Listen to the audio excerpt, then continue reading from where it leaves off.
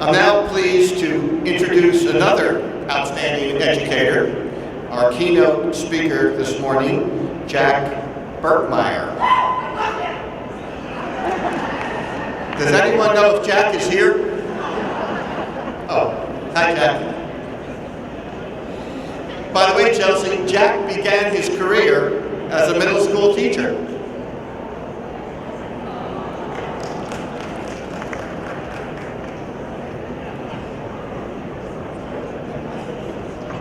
As you can see, Jack is very subdued. So he was a middle school teacher in Denver, Colorado, and he built an exemplary record as an outstanding educator in that district. But Jack decided to take his experience as an educator beyond the classroom, and he decided to use it to inspire other educators and school leaders throughout the nation. Today, Jack is a nationally recognized educational consultant. He's an author, and as you noticed, a humorist. He provides insight into education through a message of hope and laughter, two good, important commodities. The author of several books and publications, including Managing the Madness and H.E.L.P for Teachers, that's H.E.L.P. As you notice, he does things with a great deal of energy and humor, and he does that as well when he describes today's classroom. His message will remind us of why our work makes a difference. And when he speaks, it seems that he leaves his audiences all the time feeling energized about what they do and the idea that kids are so very important. Jack, come on up. Okay, great. Good, Jack. Thank you. Well, thank you for that smattering of indifference. You guys are like, this better be good because there's freebie stuff at the exhibit hall. All right. This is my first trip to Atlantic City, so I know, thank you. I'm just excited. I'm from Denver, Colorado. Yeah, where Rocky Mountain High takes on a whole new meaning. You'll get that joke later. Anyway, I have some really good news though for all of you. I'm not going to talk about high-stakes testing stuff today. Is that okay? I'm not going to talk about federal or state legislative things today. Is that okay? And wait, I got it for you. And guess what? I don't have a PowerPoint. Actually, I do. Would you like to see it? Some of you will get that joke when you get the Rocky Mountain High joke. Anyway, just a little bit of background for you. Again, I taught in Denver, Colorado, and I was one of those teachers that got a job in the middle of the school year. Now, you better ask a lot of questions if there's a job opening in the middle of the school year. And I'll never forget, I turned to my principal and I said, why is there a job opening in the middle of the school year? And the principal was like, let's tour the school. And so, and I was interviewed by like 8 people. I had a team of people, 8 people were interviewing me. The principal was there, the assistant principal was there, the guidance counselor was there, in case I had a nervous breakdown or something. And you have to understand, when I get excited, spit comes out of my mouth. And so, I tell you this because I walk around a lot, I know. And you may have to shield up at any moment. And sure enough, right in the middle of the interview, I got excited. And this big old wad of spit came out and landed in the center of the table. Well, you know what happened? Everybody started looking at the spit. And I was like, no, it's about me, not the spit. So I did a good teaching technique, which is divert attention. So I put my hand over the piece of spit. And then I got excited and I moved my hand back and I smeared the spit down the center of the table. And the point is I got the job, and that's all that matters. And that's when my principal came to me and he said, hey Berckemeyer, I have some really good news and I have some bad news. And I said, well, let's start with the good news, right? He says, well, you're going to be teaching 6th grade language arts and social studies. Now you have to understand, that was exciting because that's what I was certified to teach. And he said, you get your own classroom. Now I don't know about any of your districts, but do you have any overcrowding situations? where teachers are on a cart. You know what I'm talking about, where teachers don't have a classroom, and they walk around with a little cart and it says, "We'll teach for classroom." And they tell you it's a perk because you don't have to do those damn bulletin boards. But the point is you have to share the room with another teacher. Educators are the most territorial people on the face of the earth. I'm going to tell you this, or I'm going to tell you things that no teacher wants to tell you, but I'm going to tell you the truth. Teachers, we're the most territorial people on the face of the earth. We got teachers that have been parking in the same parking spot for 5 years or more. Yeah, and if a substitute teacher sits in their special place in the lunchroom, they're ready to file a grievance and they're mad and upset. They're like, who does she think she is? She can't even get a full-time job. These are things that they think of. I get to say everything that people don't get to say. It's fantastic. So I said, well, what's the bad news? And he said, well, every 6th grade teacher at Scott Carpenter Middle School where I taught has to teach an elective. How many of you know what I'm talking about when I say an elective class? That's like an encore class. Well, all right, I want to clarify something. And you guys need to help me with this. I have a dream. How many of you think every human being should have a dream? Who's with me? Like Powerball, Mega Millions, whatever your dream may be, right? Mine is a simple dream. I feel if Betty White can host Saturday Night Live, then why can't my dream come true? And here's my dream. I want to be ruler of education. Not secretary of education. They have no power. I want to be ruler of education. I said this recently. This lady, she raised her hand. She goes, I'd vote for you. And I said, sugar, you don't get it. When I'm ruler, you don't vote. So, when I'm ruler of education, I'm going to have edicts. And here's my first edict. I don't like the word electives or encore. I want to call them what they really are. And that is essentials. You can't tell me it's not essential that kids take art, band, PE, music, and choir. It is essential to their lives. It is something that enriches our children's lives and makes them better human beings. Yes or no? This is the part where you clap wildly and go crazy. But yet, because of mandates and because of high-stakes testing, what have we had to do to some of our kids in our districts? We take those things away. No offense, I've never met an 8th grader that wakes up and goes, oh my God, I'm so excited to go to algebra. What excites kids to come to school are the things that we're taking away in this country, yes or no? And that breaks my heart because I think school is still so important. In many cases, yes or no, it's the last best chance kids will be able to sing in a choir, be able to do things like bake and sew, all of those things that I think are imperative to make a child grow. So my principal was like, well, simmer down, simmer down. He says, you know, and he said, we'll call them essentials. I said, great, what is my essentials class? And he said, 8th grade language arts. Now, let me repeat that, ma'am. I know, ma'am, you had the same face I did. I was shocked. I was like, since when is 8th grade language arts an elective class? And he said, well, they're a unique group of kids. And I said, what do you mean? And he goes, well, half of them are gifted and talented, and the other half have criminal records. You guys, that half year teaching 8th grade, I didn't know who was gifted and who was a criminal. But I did learn a valuable piece of information by teaching 8th grade. I found out I had a new last name because I'd go home and sign my checks every night. Jack Berckemeyer sucks. So, sometimes that was the only word they ever spelled correctly, so I was okay with it. So, let's see. So after teaching 8th grade language arts as my elective or essentials class, I was able to teach one of my favorite classes in the whole wide world, 6th grade health. Now, in the great state of Colorado, what do you think 6th grade health is all about? What do you think it was all about? What do you think it's about, 6th grade health? Sex ed, you're absolutely right. And I'm telling you, those kids taught me a lot. I'd be like, no way, and those kids are like, way. And I don't know, are any of you like me, single and bitter?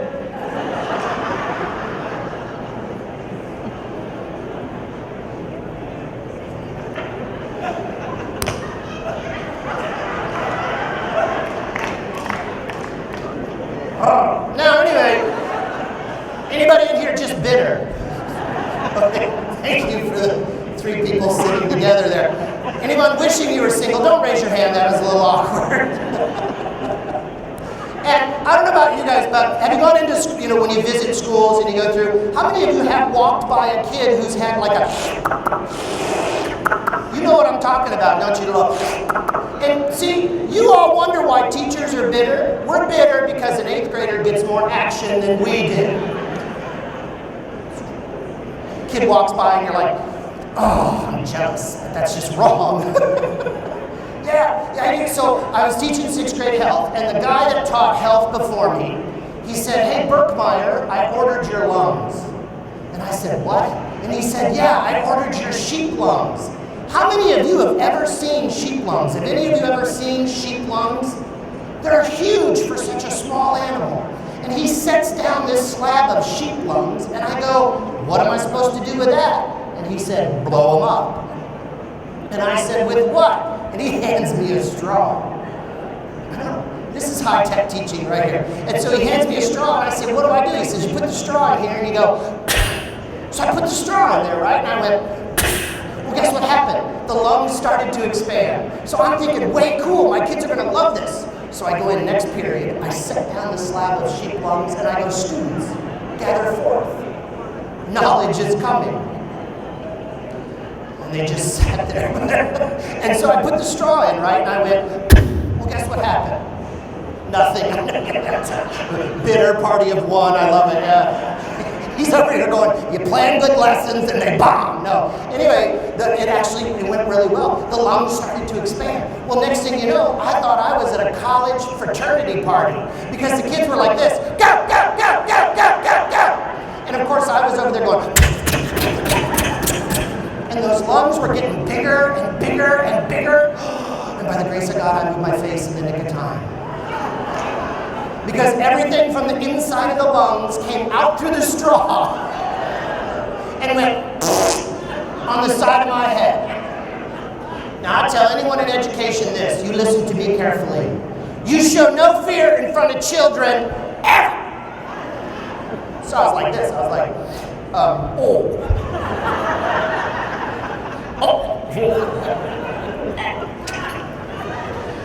Wait a minute. There it is. Okay. I just wanted y'all to see what was on the inside of the lungs. And yeah, I made a rubric.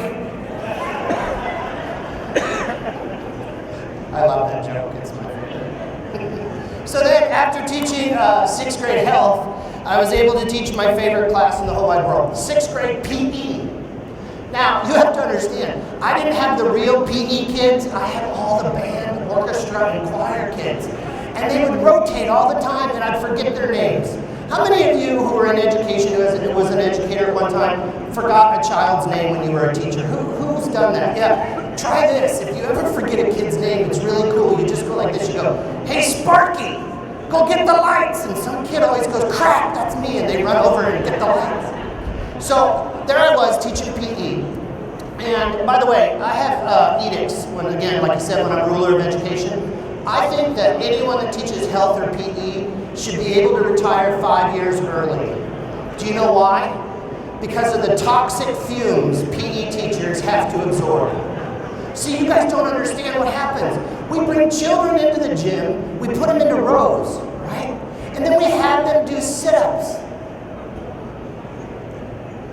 Here's what happens every day in PE. Up one. And we're mean people because we have another child hold the ankles of another kid.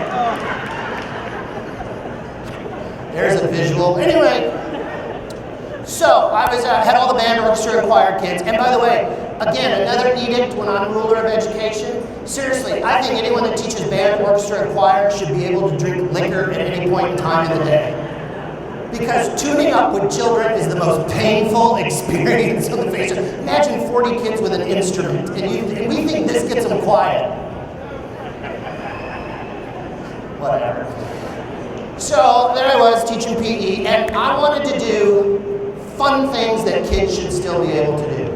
By the way, who noticed on the front cover of Time or Newsweek not too long ago, it said this: for the first time ever, the United States lags behind other countries in innovation and creativity. Did anybody see that article? was fascinating. It said for the first time ever, the United States is lagging behind other countries in innovation and creativity. Anybody here want to take a guess why you think we're no longer considered innovative and creative in this country? Take a guess. Why do you think? Because this is absolutely right. What is your name? Robin, this is like AA for educators. Everyone say. Okay, again, why did this row know what to do in AA? That was awkward. So, they're like, woo! 7 minutes sober! Anyway, all right. So, Robin was absolutely right, because our kids no longer know how to play. My good friend, she's a smart person. I'm a no pets, no plants, no people kind of guy. So I'm not going to have children, and I'm okay with that, right? But she named her daughter after me. Her name is Josie Burke. My name is Jack Burke, so she's Berckemeyer, so she took that. Anyway, so Josie Burke started kindergarten this year, you guys. I'm so excited, right? So I go up to Josie and I say, hey, Josie Burke, how's kindergarten? And I swear to you, she said, it's great. And I said, how's it going? She said, good. And this is what she said to me. She says, I have to do well on my assessments. Let me repeat that. A kindergartner just said she has to do well on her assessments? No, you need to eat paste and hit other children. That's what you do in kindergarten. What happened to play? And I don't know about you guys, but I'm speaking to the men in the room right now. You know exactly what if you see a pine cone, sir, it's always a grenade, isn't it? Wasn't it? Remember that? We played. We even played with a thing called jarts. Who remembers jarts? Okay, those of you that don't know what jarts are, they had a metal tip on the end this big. And what did you do? You took a hula hoop and you set it somewhere in the yard, am I right? While a friend of yours chucked a metal object at your skull. And where did you stand? Where did we stand? Right by the hula hoop. Children died from jarts. But that's part of play. It was a risk. Who saw on TV, I'm not lying, I'm not exaggerating, on TV, right?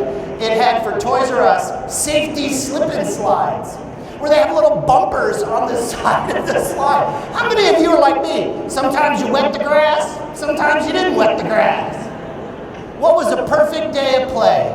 A perfect day of play was a hill, a hose, soap, and plastic. Yes or no? And we used to soap ourselves up, didn't we? And how did we find obstacles on that slip and slide? Easy. We took a friend of ours that wasn't too bright, set him down there first. If he hit a rock, you move the rock.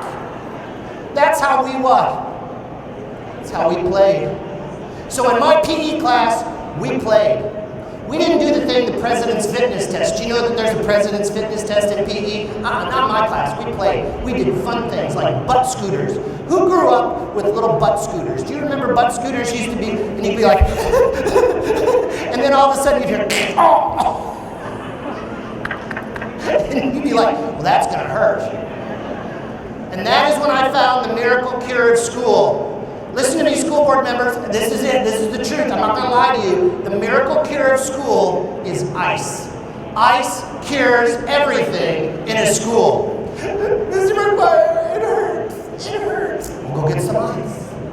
My favorite are 8th, 9th, and 10th grade girls.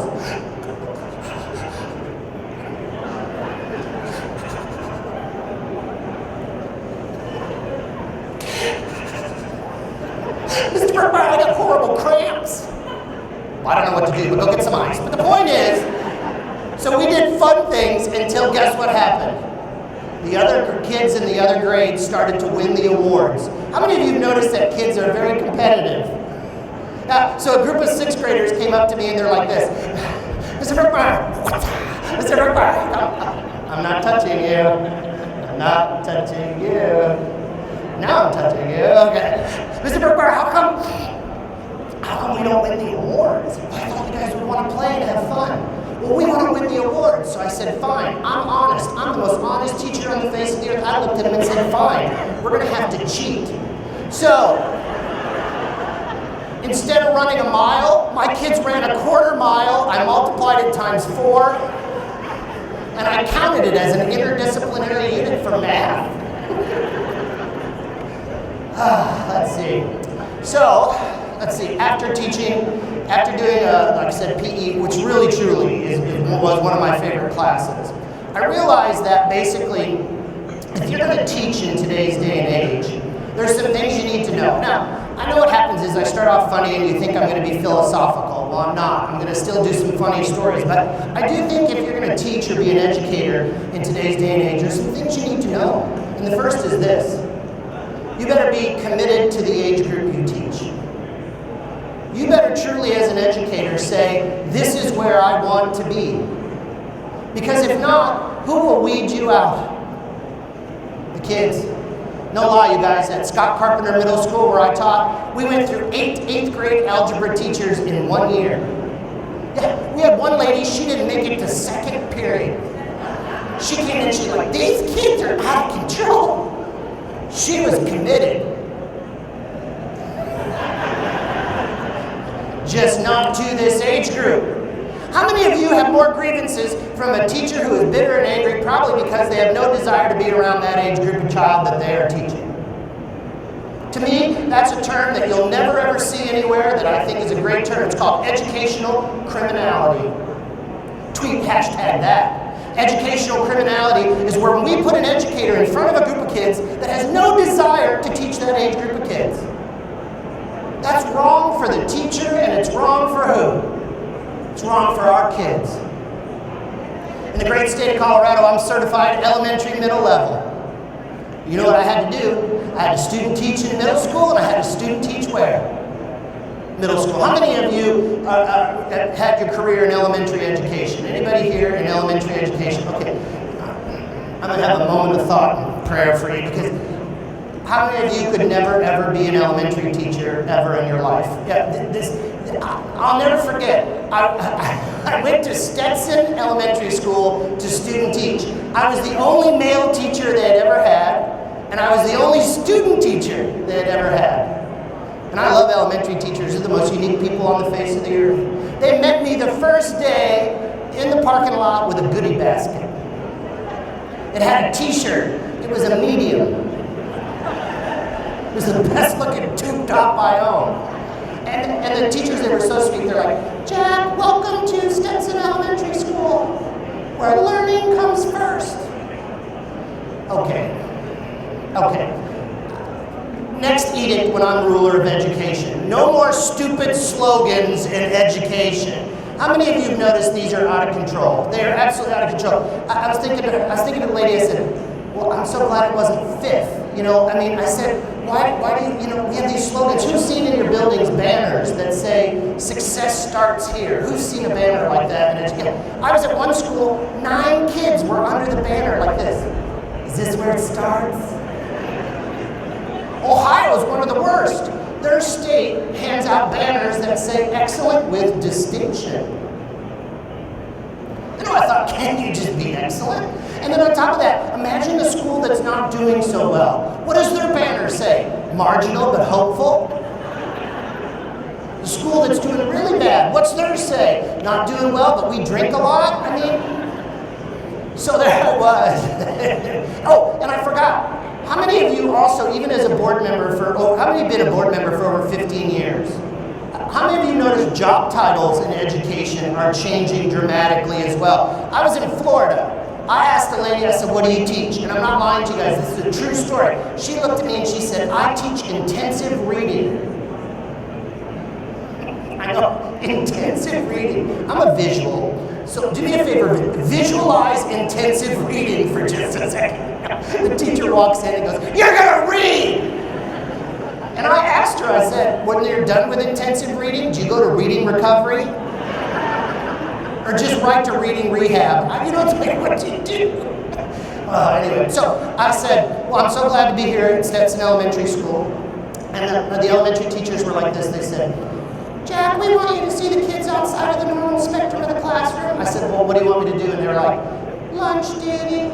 And so I did lunch duty. First day of lunch duty, a little third grader comes up to me and goes just like this. He's like, "Ooh." I mean, there's liquid coming out of every orifice of this child. And I'm like, you gotta get low when you talk to him. So breathe in, breathe out. And I'm like, what's wrong? And he's like this. Johnny had 4 more minutes of tetherball.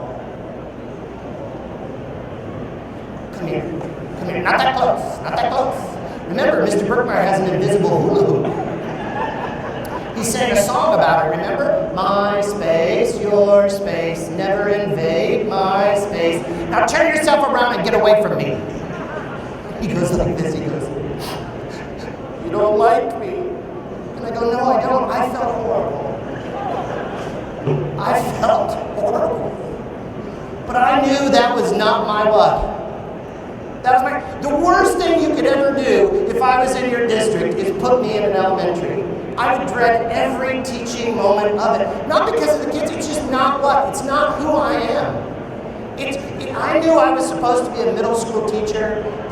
I knew in 8th grade when I was a middle school kid that I wanted to be a middle school teacher. That was my calling. That was my destiny. In order to be committed to this age group, one, you better truly say this is where you want to be. The other is this. And we have to challenge our educators to do this. We have to do a better job of understanding technology. But listen to me carefully, and please be patient if you're a school board member. I went to the University of Northern Colorado in Greeley, Colorado to be a teacher. I took a class, you guys. It was called ET 410. It taught me how to thread a film projector. That was my technology when I started teaching. Who remembers those reel-to-reel things? And if you didn't thread it right, that crap shot out the back. We had to have a geeky student help us back then. That was my what? Technology. Technology for me was a thing called a Duquesne. Who's been in education for over 20 years and knows exactly what a Duquesne is? If you don't know what a Duquesne is, I'm going to tell you what it is. It was about yay big, right? And you took a film strip in a small little canister. You pop that open. You took the film strip. You put it in there. And we took a cassette tape, people. A cassette tape. And we put it in the back of the machine and we pressed play. And a riveting voice would come on. The mating season of the Serengeti is riveting. Beep! And it would move itself. We could sit in the back as teachers, smoke and read a paper. This was my form of what? Technology. Nowadays we got boards with the word smart in them. And let's be blunt and honest with each other. Kids can get more information from a cell phone than any resource we put in front of them. Yes or no? But we ban cell phones, why? Because kids use them for evil, not for good. I remember the old days when I was teaching and a kid would come up with a box camera and they'd be like, can I take your picture? And I'd be like, sure. Nowadays kids come up with their cell phone, they're like, can I take your picture? I'm in the witness protection program. Why? Because within 5 minutes, your picture is on the internet and you're naked. The only good part is they give us a better body. But the point is, they are so fast with this technology. How many of you see that gap that we have in education? But you can't blame our teachers because I was trained to thread a film projector. Notice, I'm not that old. I mean, I'm old, but I'm not that old. That was my generation of teaching to go into education. Whether we want to admit it or not, hashtag tweet this. We're always 20 years behind the trend in education. Why? Simple. Because every educator teaches to the best teacher they ever had. I'm going to let you think about that for just a second. Every teacher teaches to the best teacher they ever had. Think about that for just a second. Is anyone over the age of 60? You don't have to identify yourself if you don't feel comfortable. Would someone raise your hand? Sir? Well, okay. The guy that's bitter will come over here now. Who was your favorite teacher? You never had a favorite teacher. Okay, it's a bad example. Let me find, because why he's bitter. All right, so did you have a favorite teacher? What was your teacher's name? Mrs. Snyder. And what grade was it when Eddie had Mrs. Snyder? Third. Approximately, ma'am, how many years ago was that? And you don't have to, I know, this is awkward. About 70 years ago, is that what you just said? No, I was going to say, you look great. It's close. Okay, well, 65 out here. Okay. Let's say 60 years and give you a little bit of hope. All right, now, 60 years ago was the best teacher you had. That's who you would aspire to teach to. Anybody here 25, 26, 27, 28 years old? I'm curious. We have any young people? 30? Anybody 30? Okay, 35. Oh yeah, there you go. Now, and you're approximately how old? I know this is horrible. I'm asking, it's 29. And who was your favorite teacher? A college professor. How many years ago was that? Almost 10. Even the youngest teachers that we have still are teaching to the best teacher they had 10 years ago. Here's our gap, ladies and gentlemen, whether you want to admit it or not. We have teachers in our field teaching to the best teacher anywhere from 10 to 60 years that they had. That's why we're always behind when it comes to some education stuff. Yes or no? The other thing that we have to look differently about is we really have to start looking differently about how we deal with classroom management and behavior. Things that have been passed down from generation to generation, some of them no longer work with this age group of kids or this generation of kids. I'm about to share some examples. Do not point to anyone in here who's an educator and go, you do that all the time. I've seen you. No, this is a learning experience. But the least effective form of classroom management is something every teacher has done. And I want you to raise your hand if you've ever had a teacher do this to you as a kid or seen it. When teachers do this. Shh. Who's seen a teacher shush before? Raise your hand. Shh.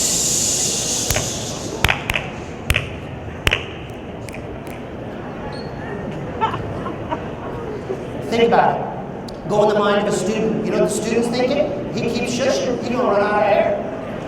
He's going to run out of air. He's going to pass out. And then they're going to get a free day. And you know, as your lifeless, that teacher's lifeless body lays on the ground, some kid going to walk over that teacher and go get some ice. So, it all comes around, but the point. So, here's what I tell teachers. We have to be different. We have to think differently to get our kids' attention. So here's what I do as an educator. If my kids aren't listening to me, I go to the board. Now, before you freak out, I don't do the nails. Remember the nails we used to do? I don't do that. I just do this. Oh, chalkboard, you'll listen to me. You're the reason I became an educator. I love you, chalkboard. Oh, yes, I do. And this will be your students in school. It'll be like this. Is he talking to the chalkboard? Shh, it must be important. What we found is this to be true. If an educator talks to an inanimate object, children will listen. And that's why when I'm ruler of education, I think every teacher should have a slight tick. Just a little slight tick. Watch. Kids aren't listening, we should be doing this. Hey everybody, turn to page 68. Woo! Now what I want you to do is focus on odd numbers only. I think in today's day and age as an educator, you should look like you could snap at any moment. All the school board members are going, lawsuit, lawsuit, lawsuit, parent complaint, parent complaint. You know, I was very lucky because I knew I was going to be in education and I knew I was going to teach. I finished a book not too long ago. We have some copies if you guys are interested in purchasing them after the little show here. But it's called Deliberate Optimism, and it's about reclaiming the joy in education. Isn't it sad that 3 authors have to sit down and write a book on optimism in education? Yet, no matter what your role is right now in education, how many of you are noticing that lack of optimism in schools sometimes?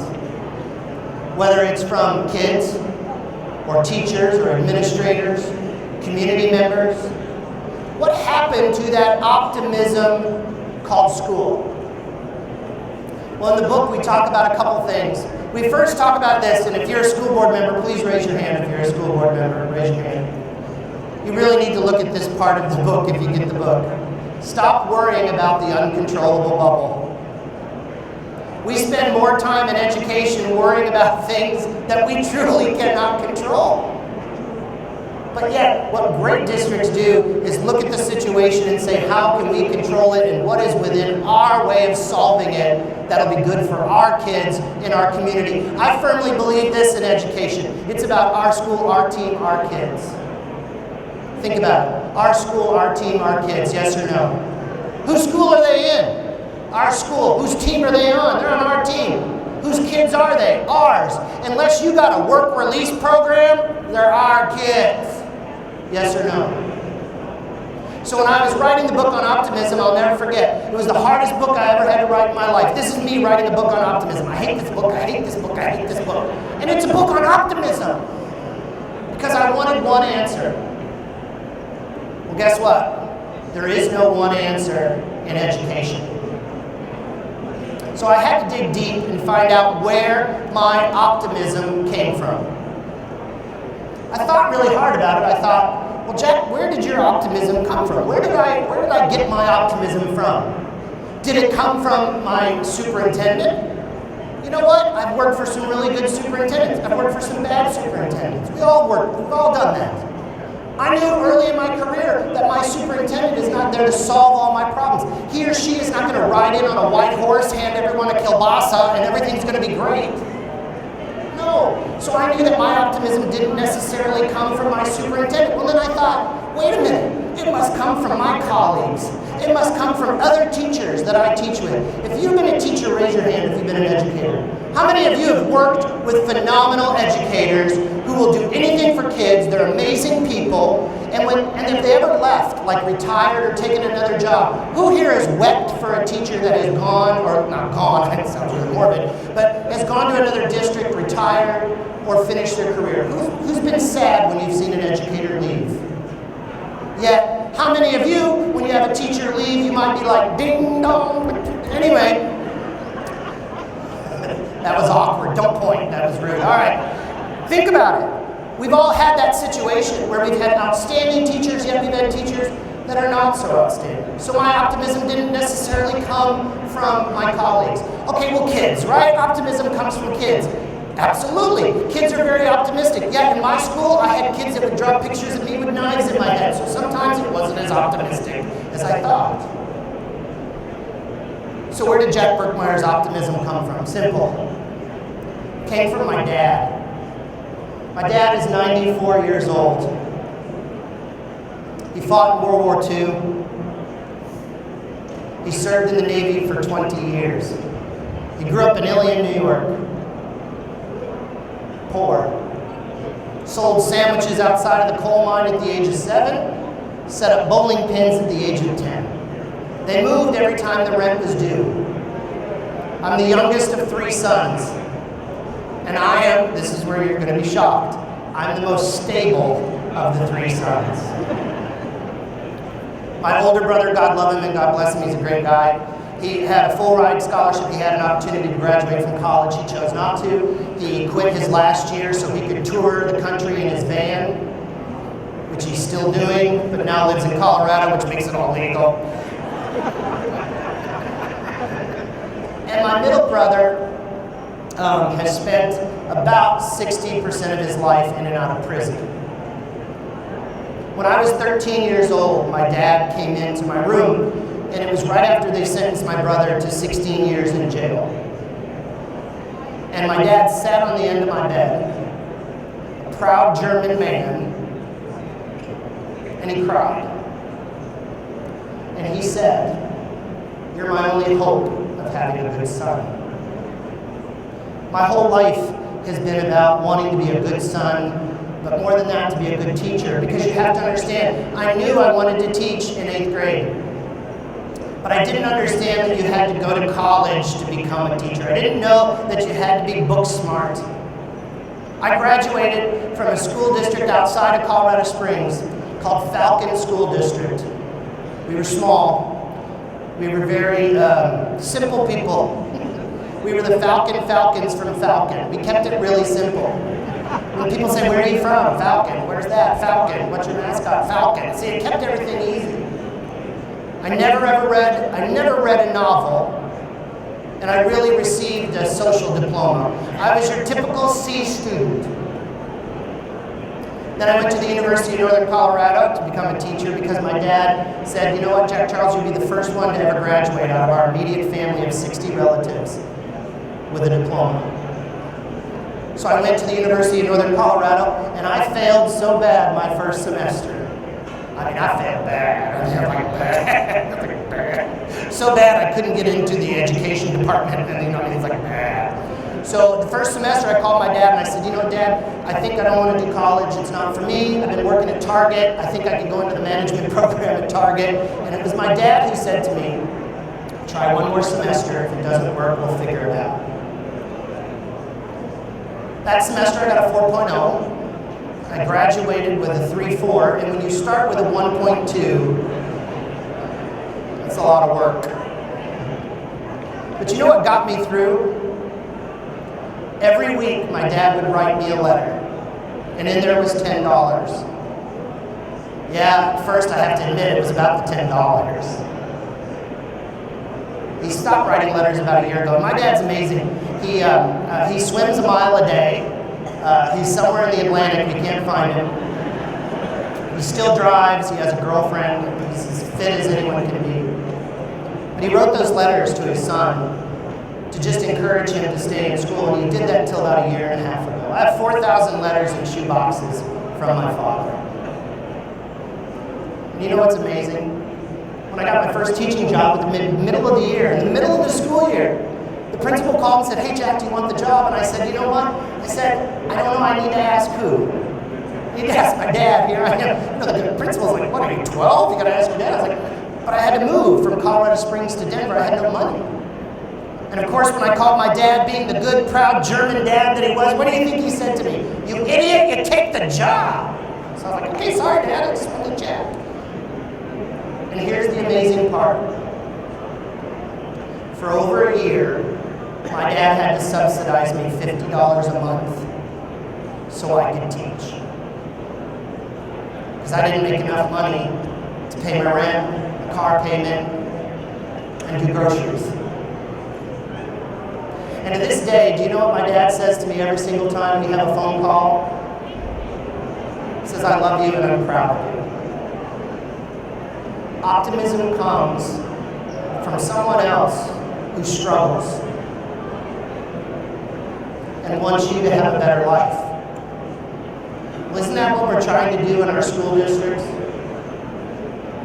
Aren't we trying to say, look, we want every student in our district to have a what? A better life. And we know that better life is through education, yes or no? It is the one thing we offer to everyone. Unconditionally, we offer it to everyone. Poor, rich, healthy, not healthy, tall, short, kids with bows in their hair, kids who are disheveled, kids that are prepared, kids who have materials, kids that barely have lint in their pockets.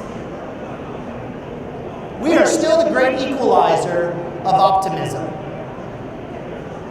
And great school districts say, we're going to start controlling what we can control and solving our problems. Because if you think someone else is going to solve that problem for you, no.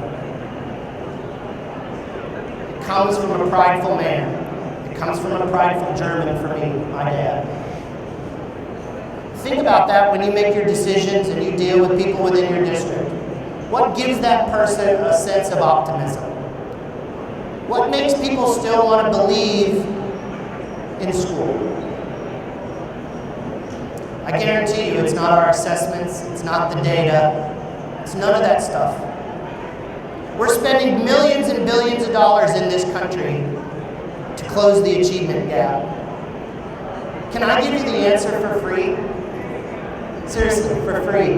Hashtag tweet this. It's about relationships. If kids like their teachers, they will come to school. If they don't like their teacher, they ain't coming to school. There you go. Give me $1 million. Let's call it a wash. I'm blessed and I'm pleased to say that I am part of a great career called education. And I'm blessed that there are school board members, there are superintendents that fight every single day for people like me in the classroom to just be me and motivate kids and make kids want to come to school. Don't assess me on my state data and my state tests. Assess me for being a good person and a good human being and a person that cares about children and wants them to succeed. That's how you assess me. I tell everybody this, and listen to me carefully. You don't lose a job because you're too smart. You lose a job because of why? You're rude, you're disrespectful, you can't work with others, you don't deal with timelines, or you're an ass. Sorry for the language, but it's true. I want my kids to know the content, but I also want them to be good human beings. That's what education is about. Thank you all very, very much. God bless. Thanks for everything you do.